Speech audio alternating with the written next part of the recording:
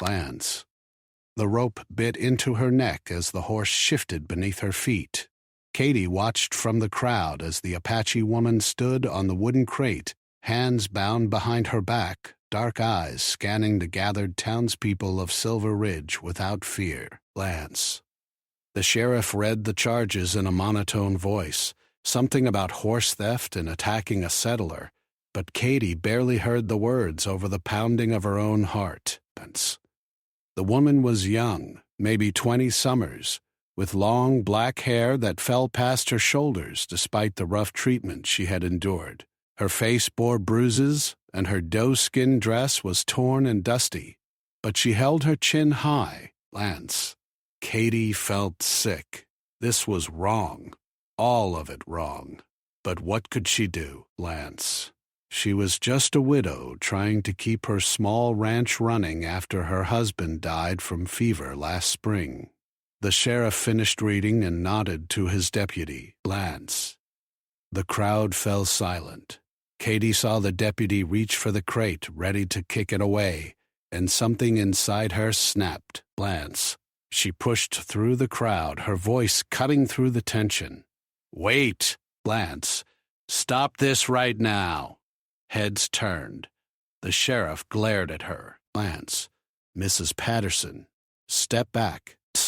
This is legal justice being served." "Legal?" Katie's voice shook but held firm. "Lance. I was there 3 days ago when your men dragged her in.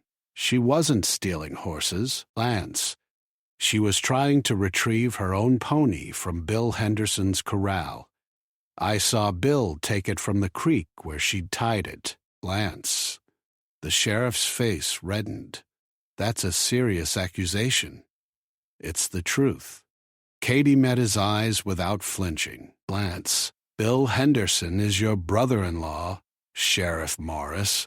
Everyone here knows it, Lance. You're hanging an innocent woman to protect him." Murmurs rippled through the crowd. "Lance." Bill Henderson himself stepped forward, a burly man with a thick beard and mean eyes. "You calling me a thief, woman? I'm calling you exactly what you are, Lance." Katie stood her ground, even as her knees trembled. "I saw you cut that pony loose and lead it to your place. I saw you hit her when she tried to take it back, Lance." Henderson's hand moved toward his gun, but the sheriff grabbed his arm. The crowd was watching now, really watching, and public opinion was shifting. Lance.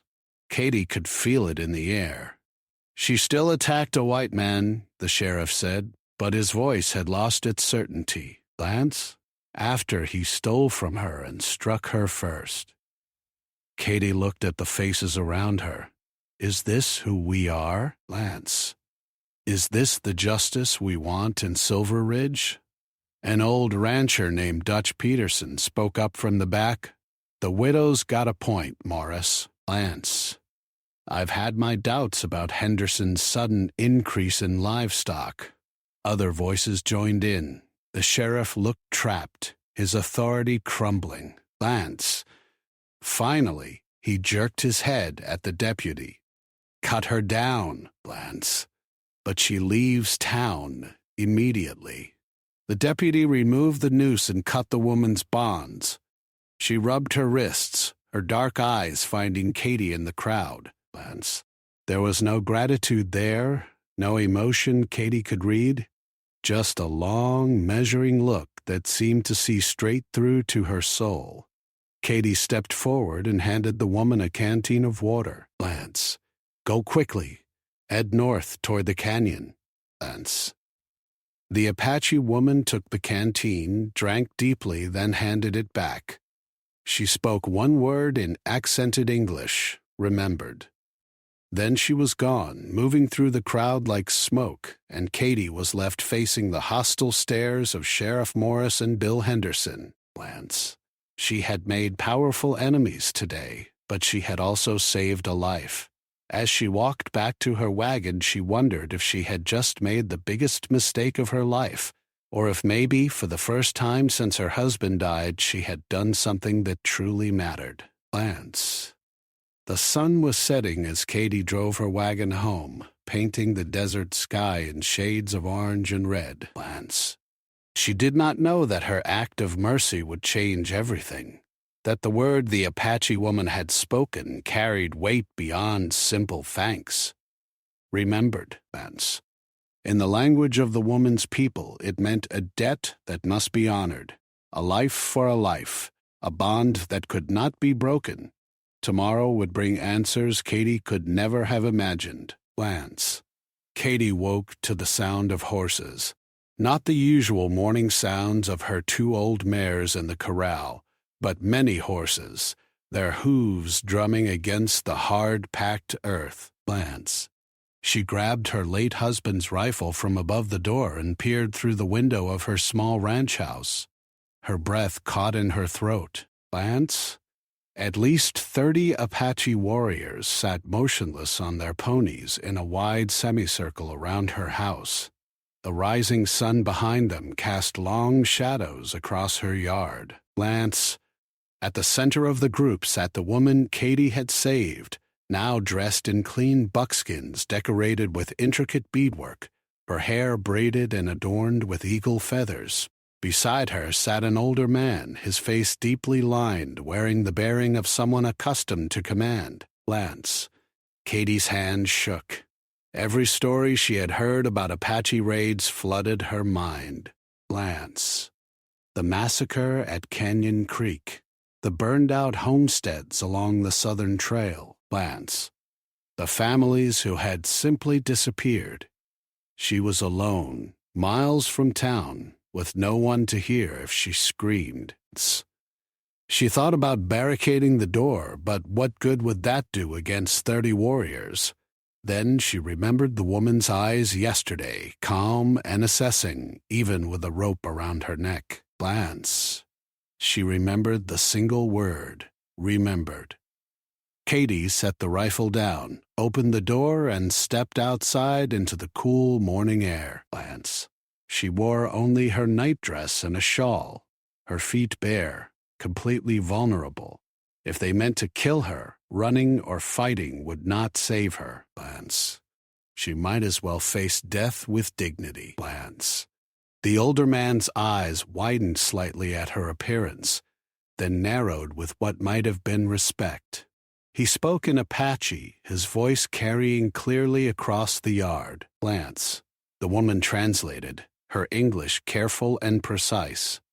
My father, Chief Running Bear of the Mescalero Apache, asks why you spoke for me when your people wanted my death. Katy chose her words carefully. Lance. Because it was wrong. You were innocent. Lance.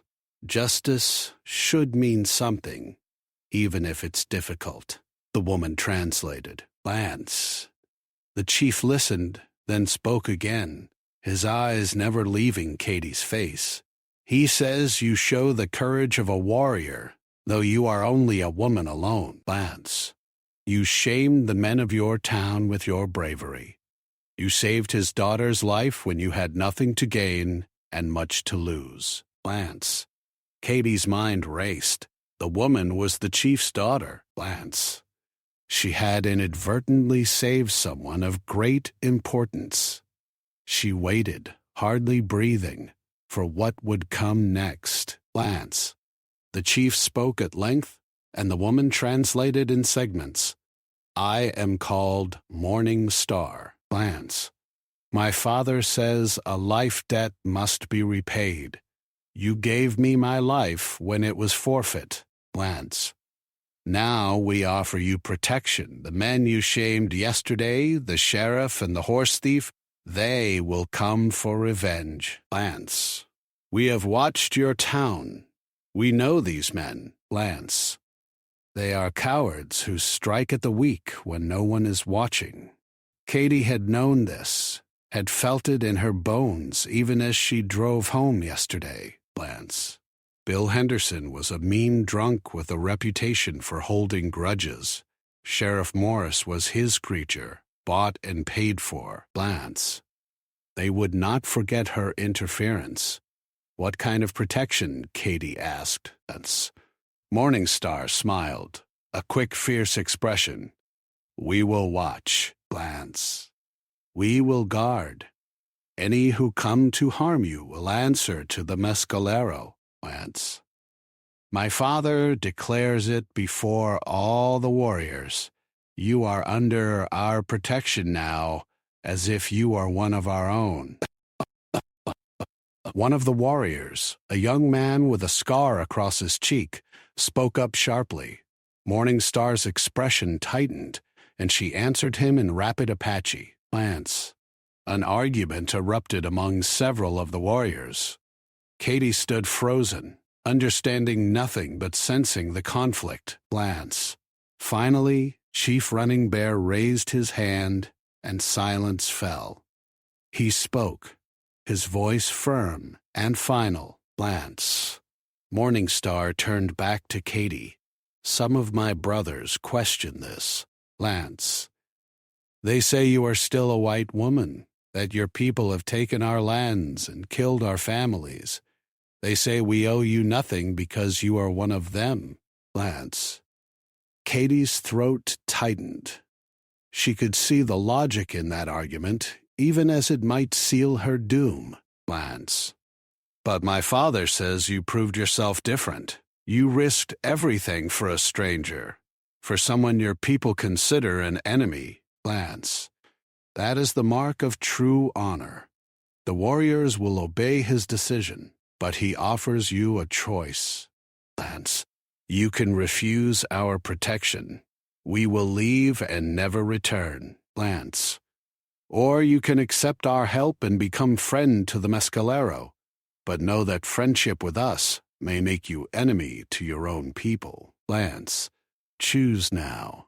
Katie looked at the assembled warriors, at Morningstar's serious face, at the chief's weathered features. Glance. She thought about her empty house, her struggling ranch, the hostile town that had never fully accepted a woman trying to run a spread alone. She thought about Bill Henderson's cruel eyes and Sheriff Morris's corruption. Glance. I accept your friendship and protection, Katie said clearly, and I offer mine in return for whatever it's worth. Chief Running Bear nodded slowly, then spoke a single word that needed no translation. Glance. Good. He made a gesture and 4 warriors dismounted. They carried bundles which they placed on Katie's porch. Glance. Morningstar explained.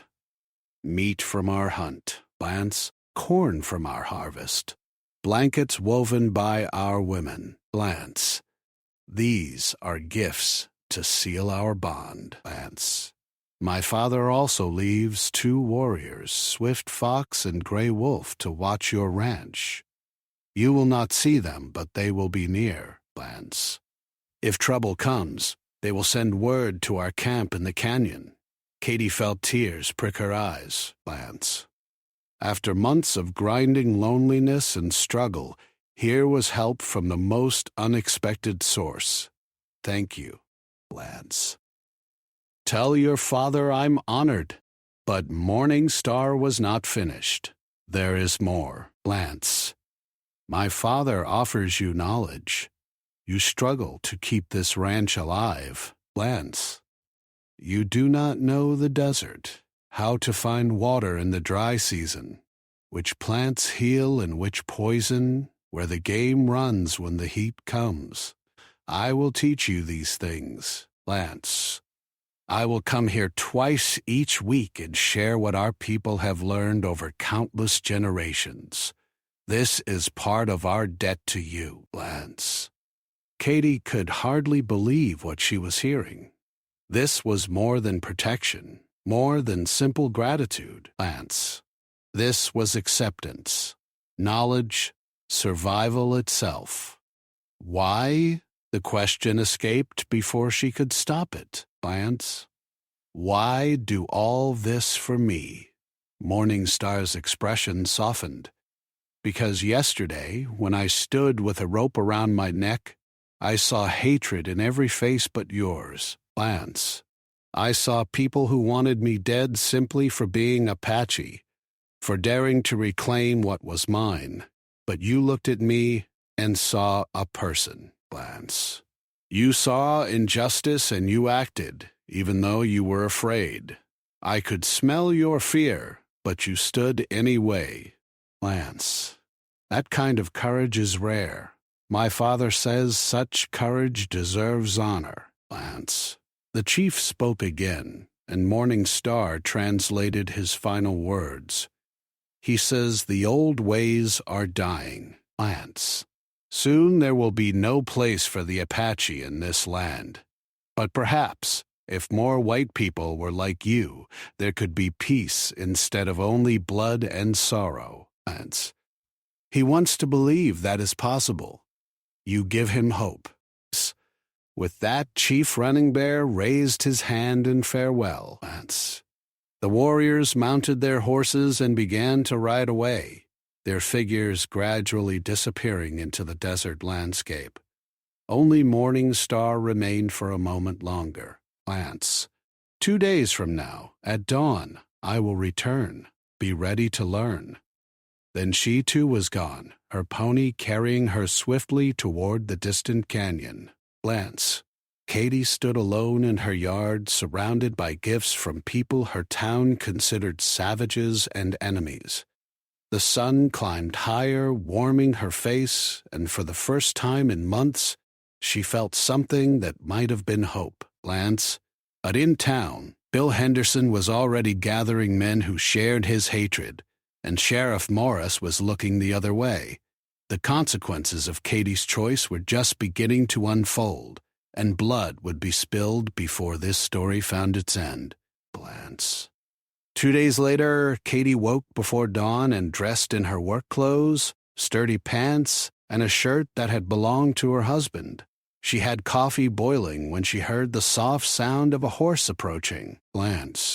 Morning Star appeared as if materializing from the shadows, her pony making barely a whisper of sound on the hard ground. You are ready, Morning Star said. Not a question, but an observation. Good. We begin with water. Everything in the desert comes back to water. No water, and you know life. They rode together as the sun rose, Morning Star pointing out signs Katy had never noticed. A certain type of rock that indicated underground springs. The flight patterns of birds that always led to water at dusk. Plants whose roots could be dug up in emergencies, yielding precious moisture. Your people dig wells in straight lines, always fighting the desert, Morning Star said. But the desert has its own logic. Learn to read it instead of fighting it, and it will provide. Over the following weeks, Katy learned more than she had thought possible. Morning Star taught her to identify dozens of plants, which ones could be eaten, which ones cured fever or stopped bleeding, which ones would kill a horse if they grazed on them. She learned to read tracks, to know not just what animal had passed but how long ago, and whether it was hunting or being hunted. She learned to predict weather by watching clouds and feeling the wind, to find her way by stars and landmarks, to move quietly through brush without leaving obvious signs. But they did not just share knowledge of survival. They talked as they worked, and Katy learned about Morning Star's life. She had been educated by missionaries as a child, which explained her excellent English, but had rejected their religion and returned to her people. She had a brother who had died fighting soldiers 3 years ago. She loved horses more than anything and could gentle the wildest Mustang with patience and time. In turn, Katy spoke of her own life, her marriage to Daniel Patterson, a kind man who had dreamed of building a cattle empire but died before seeing it realized. Her loneliness in Silver Ridge, where the other ranchers' wives considered her strange for trying to run a spread alone, and the men either dismissed her or made inappropriate advances. Her fear that she would lose everything she and Daniel had worked for. You will not lose it. Morningstar said firmly one afternoon as they returned from checking Katie's fence line. You are stronger than you know, Lance. You stood against a mob to save a stranger. Running a ranch is nothing compared to that. Lance. Katie laughed, a sound that felt rusty from disuse. Running a ranch is harder than you think. I need more cattle, but I don't have money to buy them. Lance. My 2 mares are too old to breed. The south pasture needs repair before winter, and I can't do it alone. Lance. Morningstar was quiet for a moment, then said, I will speak to my father. Lance. 3 days later, Katie woke to find 5 young horses in her corral, strong, healthy animals that had not been there when she went to sleep. She knew immediately they were a gift from the Apache, probably taken from some other ranch or captured wild. Lance. She should have refused them, should have worried about the complications, but she needed horses desperately. She fed them and said a prayer of thanks to whatever spirits Morningstar's people honored. Lance. The lessons continued. Katie learned to shoot better, to track, to set snares for rabbits and know where to find turkey and quail. Lance. Her ranch began to transform from a struggling operation to something that might actually survive. But more than that, she began to transform. Lance. She grew stronger, more confident, more capable. The frightened widow who had saved Morningstar from the noose was becoming someone else, someone forged by desert wisdom and unexpected friendship. Lance. But trouble was brewing in Silver Ridge. Bill Henderson had not forgotten his humiliation. He spread rumors that Katie was harboring Apaches, that she was a traitor to her own kind. Sheriff Morris, firmly in Henderson's pocket, began making noises about investigating her ranch for stolen horses. Lance. The townspeople who had briefly supported Katie at the hanging now turned away, afraid to be associated with her. One evening, as Katie and Morningstar sat outside the ranch house watching the sunset, Morningstar said quietly, They will come for you soon. Lance. Henderson and his men. We have seen them watching your ranch from the hills. Lance. Katie had known this was coming but had hoped to avoid it. What should I do? My father says you should come to our camp in the canyon. Lance. Live with us until this passes. You would be safe there. Lance. Katie shook her head. If I abandon this ranch, I lose everything. Lance. Henderson would claim it, and the law would support him. I have to stay and defend what's mine. Lance. Morningstar's expression was troubled. Then we will defend it with you. My father has already decided this. Lance. When they come, and they will come, we will be ready. That could start a war, Katie said. Lance. If Apaches kill white men, even in defense of my property, the army will come. Your people will suffer. My people already suffer, Morningstar said softly. Lance. Every day we lose more of our land, more of our freedom. But my father says some things are worth fighting for. Lance. Honor is worth fighting for? You showed us honor when you saved my life. Lance, we will show you the same. Katie felt the weight of responsibility crushing down on her. Glance. Her simple act of speaking up had snowballed into something much larger than she had ever imagined. She had wanted to save one life, and now she might be endangering an entire people. Lance. There has to be another way, she said. Some way to resolve this without bloodshed. Morningstar looked at her with ancient eyes. Lance. You still believe your people's law means something? You still think justice is possible? Lance. But you saw the truth at my hanging. The law serves power, not justice. Lance. Henderson has power. The sheriff has power. Lance. You have only your courage and our friendship. Sometimes that is not enough. Lance. Katie knew Morningstar was right, but she could not accept it. All her life she had believed in civilization, in law and order, in the fundamental decency of society. Accepting that it was all a lie was too much. "Give me 1 week," Katie said. "Lance, let me try to find a peaceful solution. If I can't, then we'll face whatever comes together." Morningstar studied her face, then nodded. "Lance, 1 week. But my brothers will watch closely." "Lance, if Henderson moves before then, we will act. This is not negotiable, Lance."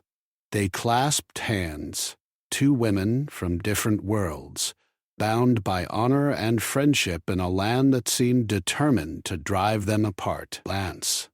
The sun set behind the distant mountains, painting the sky blood red, and Katie wondered if it was an omen of what was to come. The next morning, Katie rode into Silver Ridge with a plan that was either brilliant or suicidal. Lance. She was not entirely sure which. She rode straight to the saloon, where she knew she would find Bill Henderson and his cronies. As expected, conversation died when she walked through the doors. Women did not enter saloons in Silver Ridge, not respectable ones anyway. Lance. Henderson sat at a corner table with 5 other men, all of them hard cases who worked his ranch. His eyes narrowed as Katie approached. Lance. Katie had dressed carefully for this confrontation in her best dress, her hair pinned up, looking every inch the respectable widow. She needed to remind these men that she was one of them, a white woman, someone they should want to protect rather than destroy. "Lance." "Henderson," she said clearly, her voice carrying through the silent saloon. "We need to talk." "Got nothing to say to an Indian lover," he growled, but there was curiosity in his eyes. "Lance." She had surprised him by coming here. "You're angry because I called you a horse thief in front of the whole town," Katie said. "Lance, I understand that. You lost face, and men like you can't abide that." "Lance. So let's settle this properly." Henderson leaned back in his chair. "Lance, I'm listening. You say I'm harboring stolen horses. I say I'm not." "Lance, let's let an independent party investigate. Not Sheriff Morris, since everyone knows he's in your pocket." "Lance." A murmur ran through the saloon at her boldness. "Let's send for the federal marshal from the territorial capital. Let him examine my ranch and my stock." "Lance. If he finds stolen horses, I'll surrender my property to you without a fight. If he doesn't find anything, you drop this vendetta and leave me alone." "Lance." Henderson's eyes glinted. "Lance. And if you've got Apache friends who could move horses before the marshal arrives?" Katie had anticipated this. "I'll send a request for the marshal today by telegraph. You can have your men watch my ranch from now until he arrives. If they see anyone move horses on or off my property, you can take that as proof of guilt." "Lance." "But they watch from a distance. No one comes onto my land until the marshal gets here." "Lance." It was a gamble. The horses the Apache had given her were indeed probably stolen, but from ranches far to the south. "Lance." No one in Silver Ridge would recognize them, and she had no brands on them yet. If she could get through an inspection, she would be clear. "Lance." Henderson considered, his mind working through the angles. He was a bully, but he was not stupid. "Lance." If he refused her offer, he would look like a coward, afraid of a fair investigation. If he accepted and she was cleared, he would have to back down. "Lance." But if she was found guilty, he would get her ranch legally, without the trouble of a range war. "All right," he said finally. "Lance." But I want Dutch Peterson to be there when the marshal investigates. He's an honest man and everyone respects him. Lance. He can verify whatever the marshal finds. Katie nodded. Lance. Dutch Peterson was indeed honest, one of the few men in town she trusted. Agreed. Lance. I'll send for the marshal today. And, Henderson, one more thing. Whatever happens, this ends with the marshal's decision. No more threats, no more trouble. Lance. We settle this like civilized people. Henderson's smile was not pleasant. Lance. Oh, it'll be settled, one way or another. Katie left the saloon with her head high, ignoring the stares and whispers that followed her. Lance. She went straight to the telegraph office and sent a message to the territorial marshal explaining the situation and requesting his presence as a neutral arbiter. The operator, a nervous young man named Tim, promised to send it immediately. Lance. Then Katie rode hard for her ranch, knowing she had perhaps 3 days before the marshal could arrive. 3 days to prepare for an investigation that would determine her future. When she reached home, she found Morningstar waiting for her. The Apache woman took one look at Katie's face and said, "What have you done?" Katie explained her plan. Morningstar listened in silence, her expression growing more troubled with each word. "This is foolish," Morningstar said when Katie finished. "You trust their law, but their law is created to protect them, not you, Lance. The marshal will find what Henderson wants him to find." "Maybe," Katie admitted, "but I had to try, Lance. If there's any chance of resolving this peacefully, I have to take it. I won't be responsible for starting a war." Morningstar's jaw tightened. "Lance, you may not have a choice. My father will not stand by if they try to take you or your ranch unjustly. Lance, he has given his word."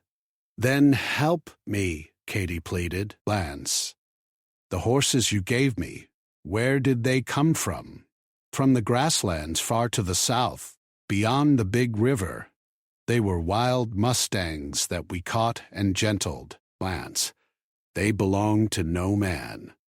Relief flooded through Katie. "Then they're not stolen, Lance. They're wild horses that I can legitimately claim. But I need something else, Lance. I need proof that I bought them fairly. Can your people help with that?" Morningstar understood immediately. "Lance, you need a bill of sale, documentation that would satisfy the white man's law." "Yes, Lance. I know it's asking a lot, but if we can create a believable story about where these horses came from, something the marshal can verify, then I have a chance." Morningstar was quiet for a long moment. Finally, she said, "There is a Mexican horse trader named Cortez who comes through the territory sometimes. He deals fairly with the Apache and with whites both, Lance. He might help us, but it will cost money, Lance." Katie thought of the small cache of gold coins she had hidden in the house, her emergency fund. "I have money. Can you get word to him? Swift Fox knows where he camps. Lance, I will send him tonight." "But Katie, even if this works, even if the marshal clears you, Henderson will not stop. Lance, men like him never stop. This only delays the inevitable. Lance." "I know," Katie said quietly. "A delay might be enough. Lance, winter is coming. Maybe by spring things will have changed. Lance, maybe Henderson will lose interest or find another target. I just need time. Lance." Morningstar gripped Katie's shoulder, a gesture of solidarity. "Then we will buy you time, Lance. I will return tomorrow with news of Cortez. Until then, Swift Fox and Gray Wolf will watch." Lance. Sleep if you can.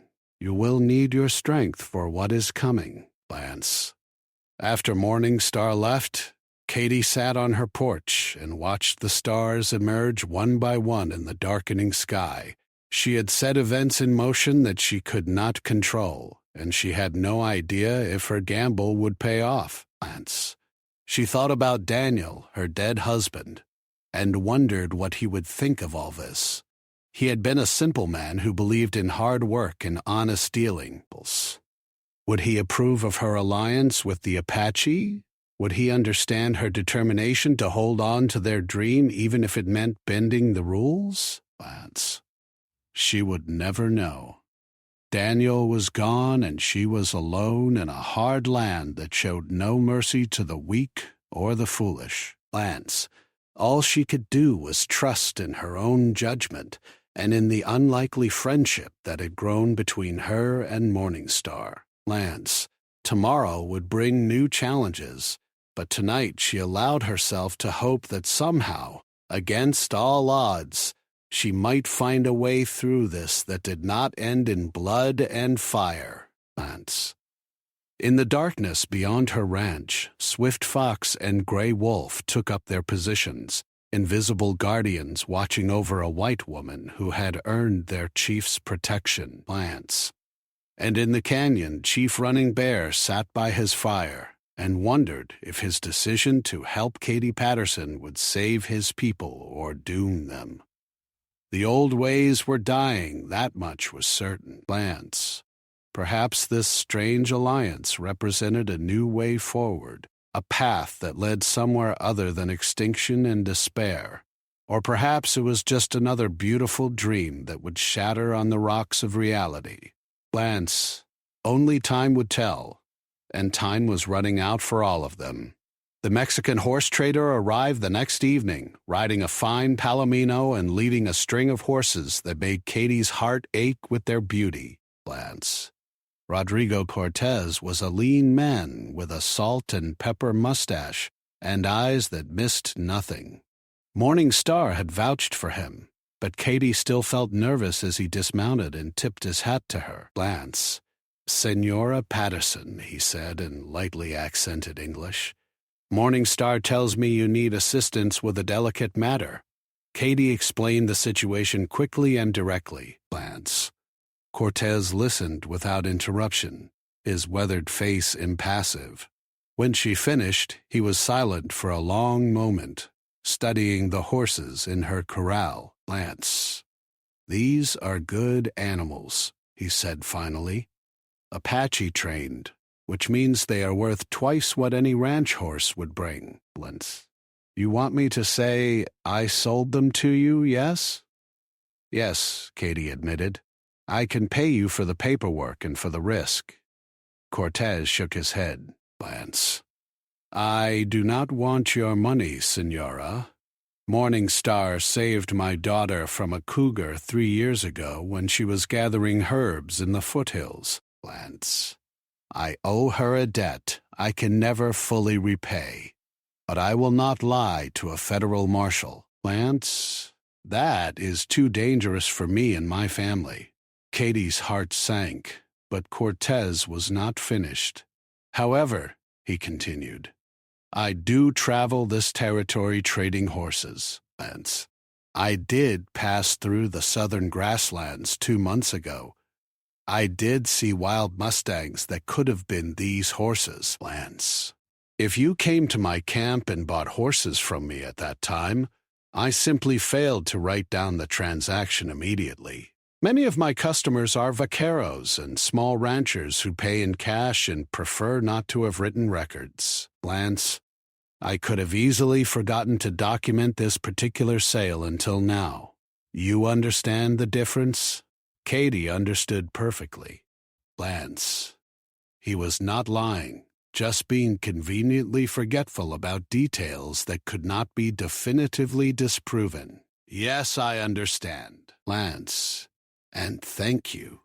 Do not thank me yet, Cortez said. This Henderson, he sounds like a dangerous man, Lance. Even if the marshal clears you, you are not safe. Men like Henderson do not accept defeat gracefully, Lance. I know, Katie said, but I have friends who will help protect me. Cortez glanced toward the canyon where he knew the Apache were camped. Lance. Senora, I admire your courage, but you are playing a dangerous game. The Apache cannot protect you from white men's law forever, Lance. If you kill Henderson or his men, even in self-defense, the army will come, and when the army comes, they do not distinguish between peaceful Apache and hostile ones, Lance. Everyone suffers. What would you have me do? Katie asked, frustration bleeding into her voice. Lance. Abandon everything I've worked for? Run away? Perhaps, Cortez said gently. Lance. Sometimes the wise choice is to walk away from a fight you cannot win. I have seen too many brave people die for pride or principle when they could have lived by bending. Lance. Katie shook her head stubbornly. This is my home. My husband and I built this ranch from nothing. Lance. I won't just hand it over to a bully and a thief. Cortez sighed. Lance. Then I will help you as much as I can. I will stay tonight and tomorrow, Lance. When the marshal comes, I will present this bill of sale and swear that you purchased these horses from me legitimately. It is not entirely a lie, Senora. Lance. The Apache caught these horses wild. I have traded with the Apache many times, and they could have easily sold them to me before you bought them. The exact sequence of events is simply blurred. Glance. That night, Cortez used Katie's kitchen table to create a bill of sale that looked appropriately weathered and legitimate. He was clearly experienced at such things, and Katie decided not to ask too many questions about his past. Lance. By midnight, she had a document that would pass any reasonable inspection, dated 2 months earlier and describing 5 horses sold for $40, paid in cash. Lance. Morningstar arrived at dawn with news that Henderson's men were indeed watching the ranch from various positions in the hills, but making no move to approach. The federal marshal had sent a telegraph reply confirming he would arrive in 2 days. Lance. Everything was proceeding according to plan. Cortez spent the day openly trading horses with Katie, a transaction witnessed by Henderson's watchers from a distance. Lance. He sold her 2 additional horses for a fair price, this time with proper documentation, creating a pattern of legitimate horse trading that would support their story. Then he departed, promising to return when the marshal arrived.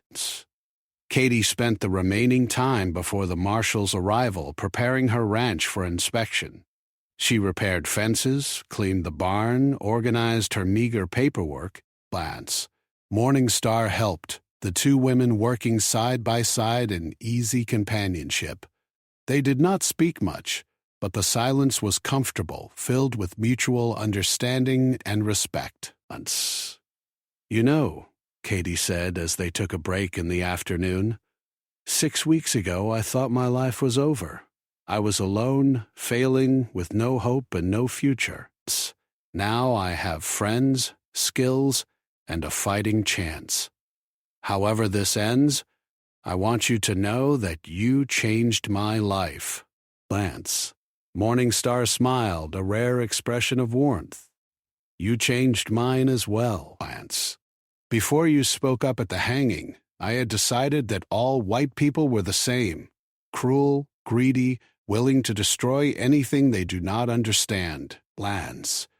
You showed me that individuals can be different, that courage and honor exist even among those I considered enemies. This gives me hope for what might be possible if more people like you existed, Lance. There are more people like me, Katie said. They're just afraid. Lance.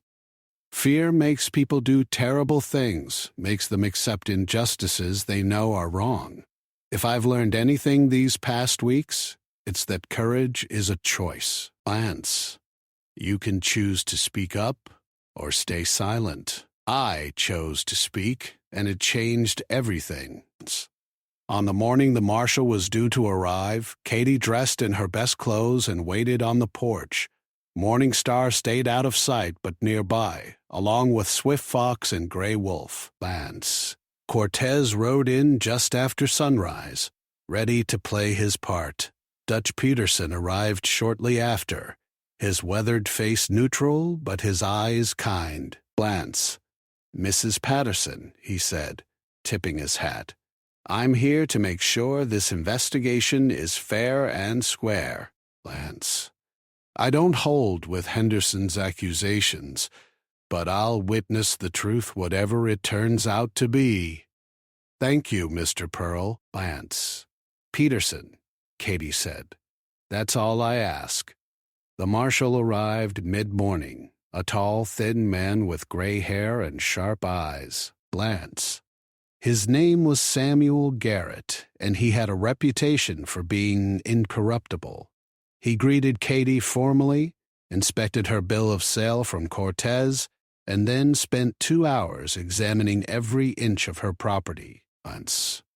He checked the brands on her cattle, inspected the horses, looked through her barn and outbuildings, and asked detailed questions about her operation. Henderson and Sheriff Morris arrived partway through the inspection, along with several of Henderson's men. They stood watching, Henderson's face growing progressively darker as the marshal found nothing amiss. Lance. Finally, Marshal Garrett called everyone together in Katie's yard. "I've completed my investigation," he said formally. "Mrs. Patterson's horses all appear to be legitimately acquired, either bred on this property or purchased from Mr. Lance Cortez with proper documentation. I found no evidence of stolen livestock or illegal activity. The accusations against Mrs. Patterson are without foundation." Lance. Henderson's face turned purple. "That's impossible." Lance. "Those horses came from the Apache. Everyone knows she's in league with them." Marshal Garrett's voice turned cold. Lance. "Henderson, I deal in evidence, not gossip. Unless you have proof of these allegations, I suggest you keep them to yourself." Lance. "Making false accusations against a law-abiding citizen is a serious matter." "But the bill of sale could be forged," Henderson protested. Lance. "Mr. Cortez is a well-known and respected horse trader throughout this territory," the marshal said. "I've bought horses from him myself. His documentation has always been reliable. Do you have any evidence that this particular document is fraudulent?" Henderson had no answer. Lance. Sheriff Morris looked uncomfortable, clearly unwilling to contradict a federal marshal. Dutch Peterson spoke up for the first time. Lance. "Marshal Garrett, I've known Katie Patterson since she and her husband first settled here. She's always been honest in her dealings. Henderson here has been trying to drive her off her land because she embarrassed him by speaking truth in public. This whole investigation was nothing but harassment." Lance. The marshal nodded.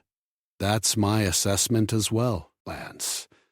"Mrs. Patterson, you're cleared of all charges." Lance. "Mr. Henderson, if you make any further trouble for this woman, you'll answer to federal law." Lance. "Is that understood?" Henderson's hands clenched into fists, but he nodded curtly. The marshal tipped his hat to Katie and rode away, his job complete. Lance. Dutch Peterson congratulated Katie quietly and left. Lance. Sheriff Morris and Henderson's men dispersed, leaving only Henderson himself standing in Katie's yard, staring at her with undisguised hatred. "This isn't over," he said quietly. Lance. "You made a fool of me twice now. There'll be a reckoning." "There will be no reckoning," Katie said firmly. "The marshal cleared me. The law's on my side." Lance. Leave me alone, Henderson. Find someone else to torment, Lance. Henderson spat in the dirt at her feet and mounted his horse.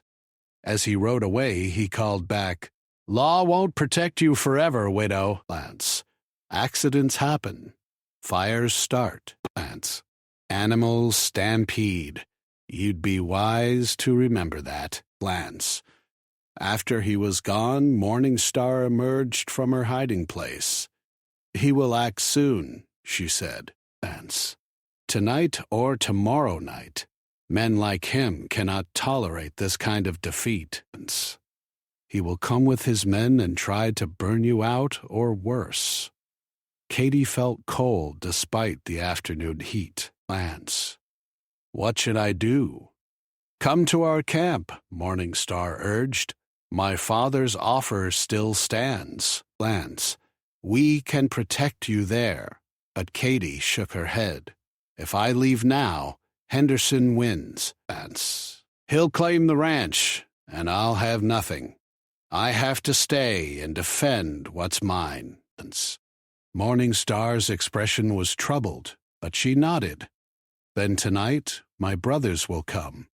Not just Swift Fox and Gray Wolf, but others, Lance. We will position ourselves around your ranch. If Henderson comes, he will find more than he bargained for, Lance." "That could start a war," Katie said, the same argument she had made before. "The war started the day you saved my life," Morningstar said, Lance. "We are already committed. Now we see it through to the end, Lance." That night, Katie did not sleep. She sat in her darkened house with a rifle across her lap, waiting for whatever dawn would bring, Lance.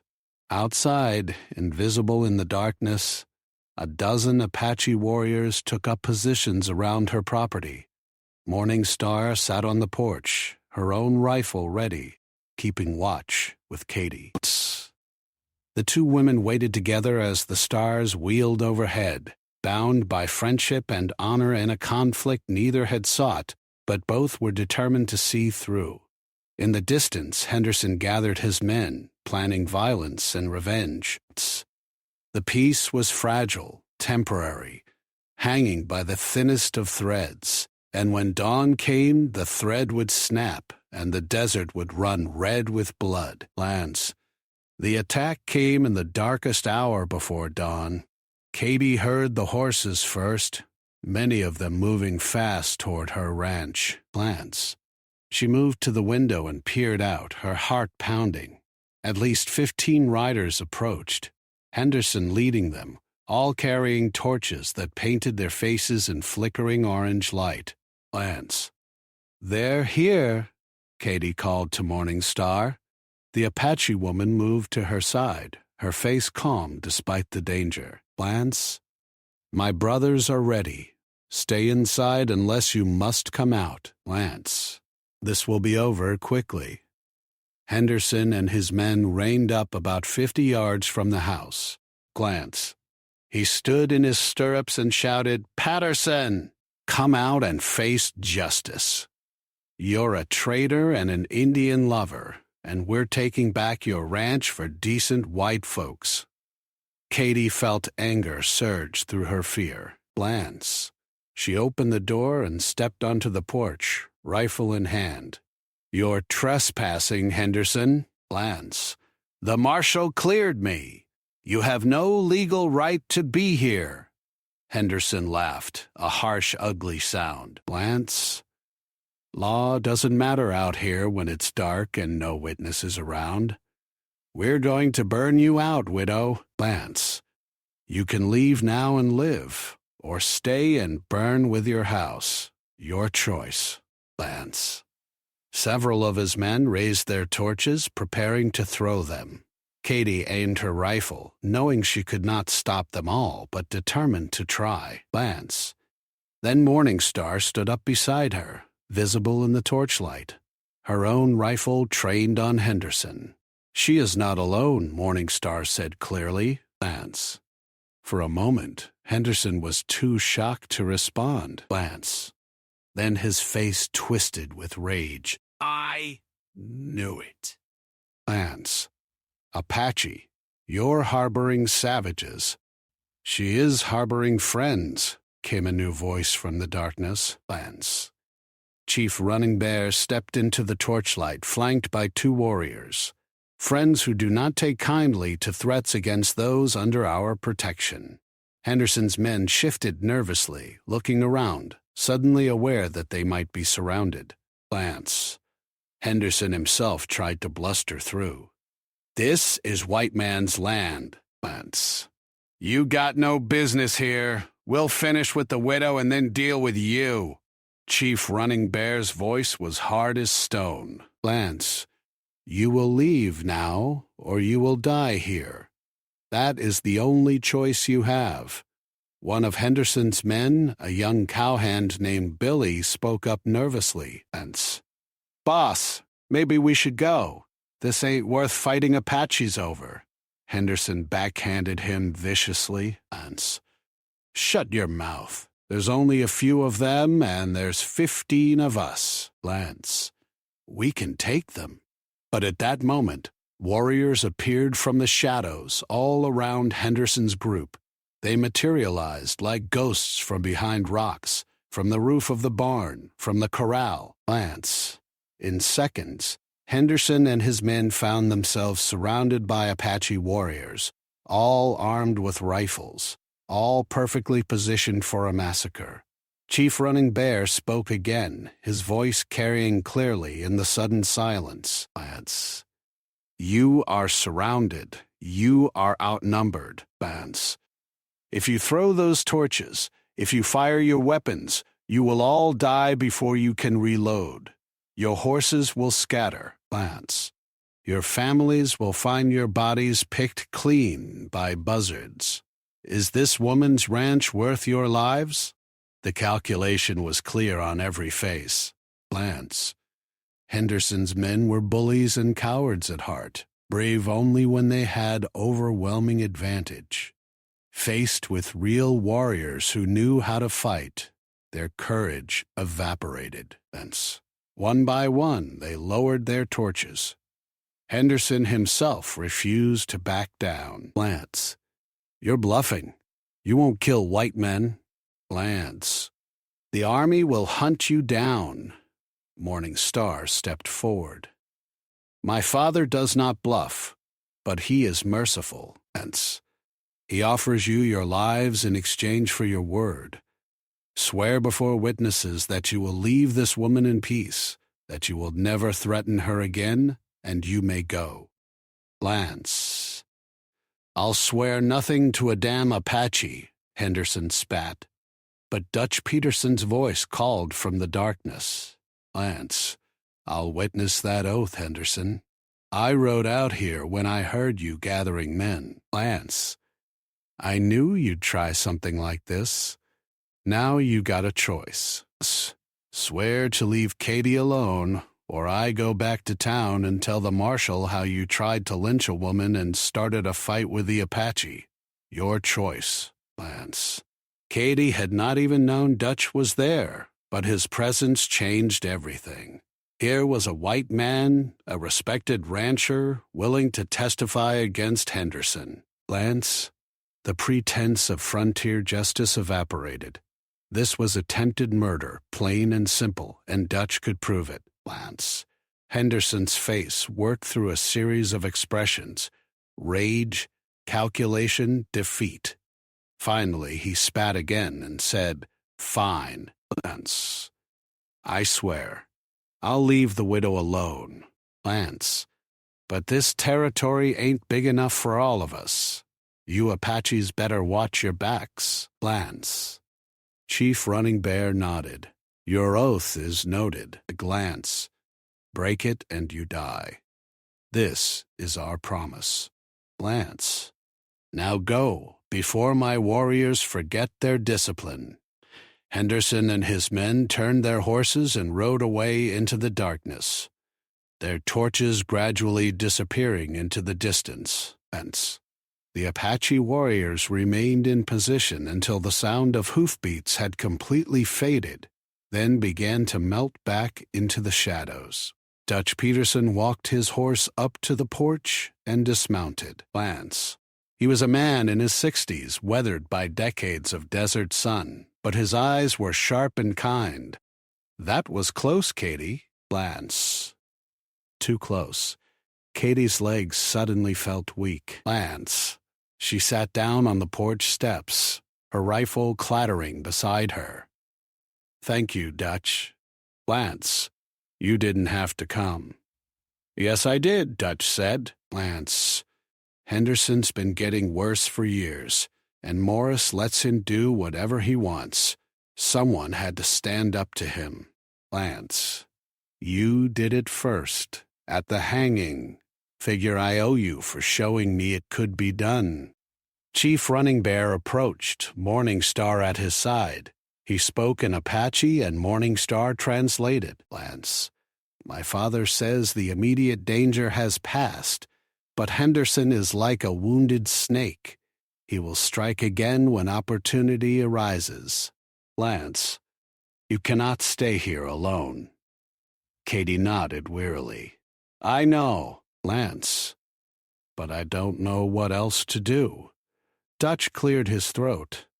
I might have a solution, if you're willing to hear it. Glance. My ranch is the biggest in the territory, but I'm getting old. My sons moved east years ago, got no interest in cattle. Glance. I could use a partner, someone smart and tough who knows the land. We combine our operations, Katie. Glance. You bring your stock and your land. I provide protection and resources. We run it together, 50-50. Glance. That way, Henderson can't touch you because you're part of a bigger operation. Katie stared at him, hardly able to process the offer. Glance. Dutch, that's incredibly generous, but why would you do that? Dutch smiled. Because you got more grit than most men I've known, Glance. Because you stood up for what's right when it would have been easier to stay quiet. And because I'm tired of seeing good people destroyed by bullies. Glance. Besides, it makes business sense. Your land borders mine on the south. Glance. Combined, we'd have water rights and grazing land enough to run 3,000 head of cattle. We could be the most successful ranch in the territory. Glance. Morning Star translated for her father. Chief Running Bear listened, then spoke at length. Glance. Morning Star relayed his words. My father says this is a wise solution. Glance.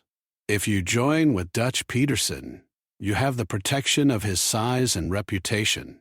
Henderson cannot move against you without taking on Peterson's wealth and influence. Glance. And the alliance with the Apache can continue. Peterson has always dealt fairly with us. Glance.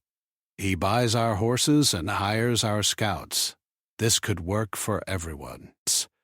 Katie felt tears prick her eyes, overwhelmed by the unexpected turn of events. She had prepared herself for violence, for loss, possibly for death. Glance. Instead, she was being offered partnership, security, a future that extended beyond mere survival.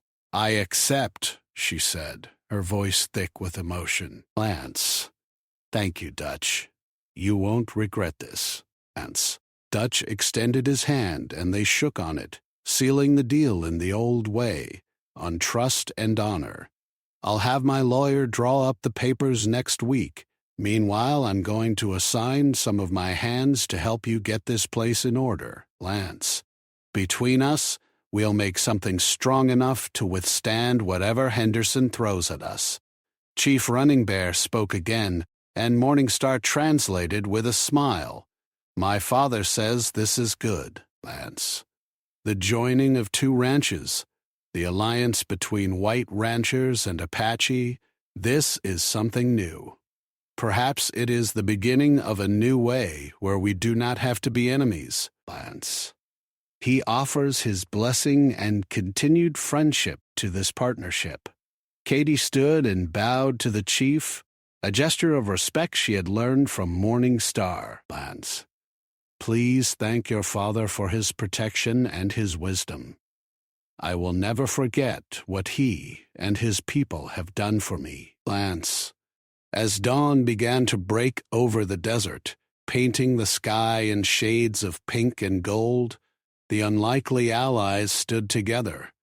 Dutch Peterson, the old rancher who had found his courage. Lance. Chief Running Bear, the Apache chief trying to find a path forward for his people. Morning Star, the bridge between two worlds. Lance. And Katie Patterson, the widow who had spoken up for justice and found herself at the center of something larger than she ever imagined. Lance. In town, Henderson nursed his rage and plotted revenge, but for now he was held in check by the oath Dutch had witnessed and the knowledge that Katie was no longer vulnerable. The territorial marshal would return periodically to ensure the peace held. Lance. Sheriff Morris, recognizing that his alliance with Henderson had become a liability, began to distance himself. The crisis had passed, but Katie knew it was only a temporary reprieve. Lance. Men like Henderson did not forget, and the conflict between settlers and Apache would continue to simmer. But for today, she had won. Lance. She had kept her ranch, gained a powerful ally, and proven that courage and principle could sometimes triumph over greed and hatred. Lance. As the sun rose higher, Katie stood on her porch and looked out over land that was still hers. Land she had defended with help from the most unlikely sources. Morning Star stood beside her, and Dutch Peterson was already discussing plans for expanding the combined ranches. Lance. The Apache warriors had disappeared into the desert, invisible guardians who would continue to watch over their friend. Katie had saved Morning Star from the Noose, and Morning Star's people had come calling with gifts beyond measure. Friendship, knowledge, protection, and a future Katie thought she had lost. Lance. It was a story that would be told in both Apache and white communities for generations, a reminder that sometimes in the hardest moments, courage could forge bonds that transcended race and hatred. The desert wind blew warm across the land, carrying with it the promise of seasons to come. Katie breathed deeply and smiled. Lance. She had found her place in this hard country, not through conquest or submission, but through honor and the unexpected grace of friendship. Lance. Whatever challenges lay ahead, she would face them with allies at her side and hope in her heart. The story of the widow who spoke up for an Apache woman and changed both their worlds had only just begun.